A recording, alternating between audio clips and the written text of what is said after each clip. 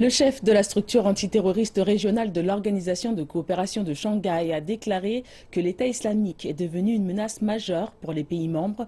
Notre journaliste s'est rendu au siège de la structure et s'est entretenu avec son chef Yevgeny Sissoyev. Il a salué les efforts que la Chine opération avec les pays d'Asie centrale dans la lutte contre le terrorisme. De l'extérieur, le bâtiment de l'agence antiterroriste de l'OCS semble avoir une allure simple et modeste, mais de l'intérieur de cette structure ultra secrète, l'organisation mène une lutte intransigeante contre le terrorisme. Le responsable russe de la sécurité, Yevgeny Sissoyev, est l'actuel président en exercice. Il a décrit l'État islamique comme la menace la plus urgente qui pèse sur les États membres. Nous nous retrouvons face à une situation sans précédent. Certains citoyens des États membres de l'OCS ont rejoint l'EI et sont actuellement formés en Syrie et en Irak. Notre devoir n'est pas seulement de les empêcher de fuir vers leur propre pays, mais aussi de les stopper aux frontières quand ils retourneront pour commettre des attentats.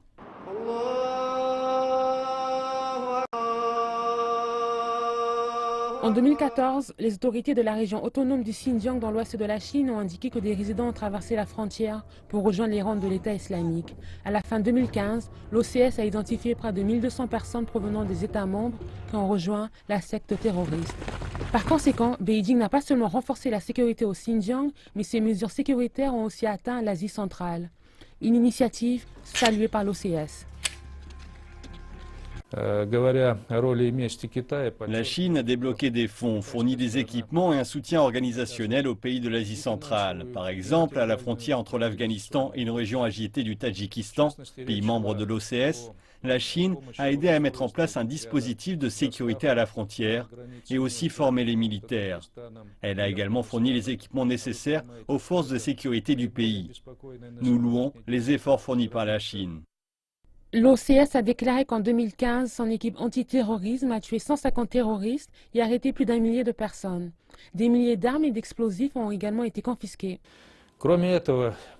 Dans la prochaine phase, nous allons renforcer la collaboration avec les autres organisations internationales, notamment avec le comité antiterroriste de l'ONU. Nous cherchons aussi à élargir notre partenariat avec l'OSCE, l'ICCA, l'ASEAN, Interpol et Europol.